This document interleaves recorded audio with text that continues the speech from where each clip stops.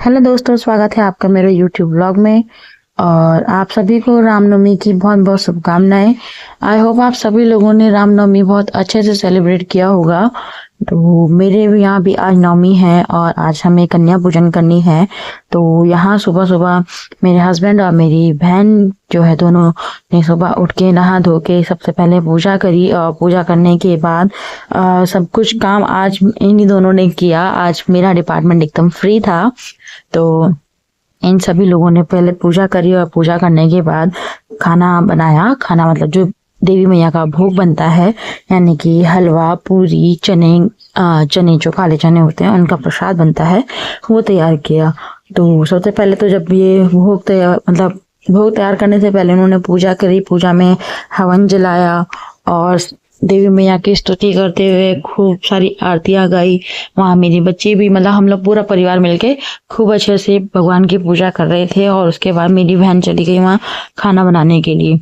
तो जैसे ही उसने वहाँ खाना बनाने लगी तो हम लोग बाकी चीजें करने लगे। मैंने जो है घर की पूरी साफ सफाई वगैरह सब कुछ करने के बाद सब कुछ मतलब अपनी बहन को बाकी चीजों में सपोर्ट किया।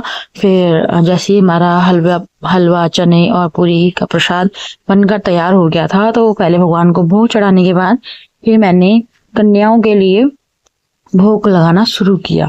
दरअसल यहाँ पे किराए के मकान पे रहते हैं हम लोग, तो इधर कन्याएं मिलना बहुत मुश्किल हो जाता है। तो हम लोग क्या करते हैं यहाँ पे, मैं मतलब हर साल का यही रहता है कि कन्याओं के लिए भोग बनाया और बनाकर उसको छोटे छोटे टिफिन बॉक्स या किसी भी तरह से हम उसे पैक करके फिर मंदिर की तरफ चले जाते हैं। या फिर अगर गली के बाहर भी कन्याएं मिल जाती है तो हम उन्हें दे देते हैं।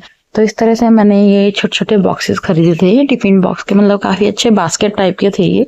तो सुंदर लगे तो मैंने खरीद लिए। और कुछ बीड्स खरीदे थे बच्चों के लिए।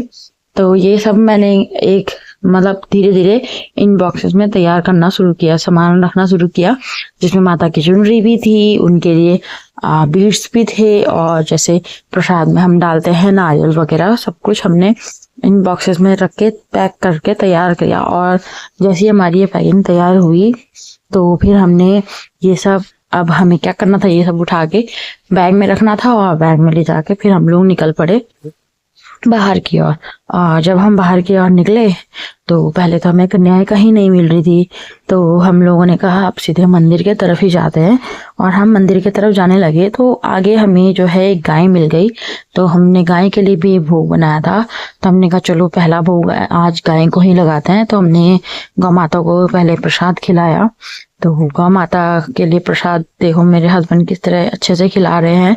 मुझे तो बहुत डर लगता है कहीं गाय सींग ना मार दे करके, मुझे डर लगता है। तो मैं तो दूर ही रहती थोड़ा सा, तो मुझे बहुत डर लगता है इन सब चीजों से।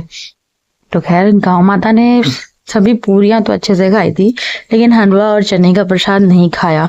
तो चलो कोई बात नहीं, जो भी था हमने उसे थोड़ा सा साइड में रखते हुए हम लोग आगे मंदिर की तरफ बढ़ने लगे। आप देखिए वहां से कुछ कन्याएं आ रही हैं मंदिर की तरफ। तो मेरे हस्बैंड अंदर पहुंच चुके हैं मंदिर के, और मैं मंदिर के बाहर से ही ये वीडियो ले रही थी। तो वहां पे हमें ज्यादा कन्याएं नहीं मिली थी, लेकिन ये था कि 4 से 5 कन्याएं हमारी कंप्लीट हो गई थी वहीं पे मंदिर में। तो वहां पे हम लोगों ने उन मतलब कन्याओं को हमने वहां भोग दिया जो हमने पैक किया था।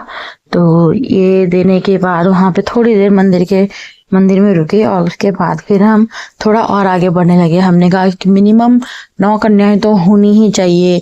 तो इसीलिए हमने कहा कि चलो यहाँ से निकल के फिर हम आगे बढ़ेंगे और आगे बढ़ के चलेंगे। तो हमें बीच रास्ते में कोई नहीं मिला। तो क्या कहते हैं, हमारे जहाँ हम जिस किराए पे रहते हैं उधर ही नीचे एक भाभी रहती है, उन्होंने हमारी बेटी को भी इनवाइट किया था। तो हम जब वहां गए तो वहां पे भी 3 कन्याएं थी।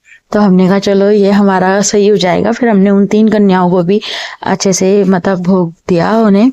और भोग देने के बाद इस तरह हमारी कन्याएं पूरी कंप्लीट हुई। तो 1-2 और रह गए थे, तो फिर मेरी फ्रेंड थी, मैंने उसके यहाँ भी पहुंचाया। तो इस तरह फिर उसका प्रसाद करने के बाद हमने अपनी बेटी को भोग लगाया, और बेटी को भोग लगाने के बाद हमने भी अपना व्रत खोला। तो इस तरह हमने मनाया रामनवमी का त्योहार। तो आप लोग मुझे बताइए कि आप लोगों ने अपने घर में कैसे रामनवमी सेलिब्रेट किया। तो आप को मेरा ये वीडियो कैसा लगा मुझे कमेंट में जरूर बताइएगा। और अगर वीडियो अच्छी लगे तो लाइक शेयर और कमेंट जरूर कर दीजिएगा। तब तक के लिए मैं आपको मिलूंगी अगले व्लॉग में। आप लोग अपना ध्यान रखिएगा, स्वस्थ रहिएगा और हमेशा अपना साथ मेरे साथ बनाए रखिएगा। तब तक के लिए बाय।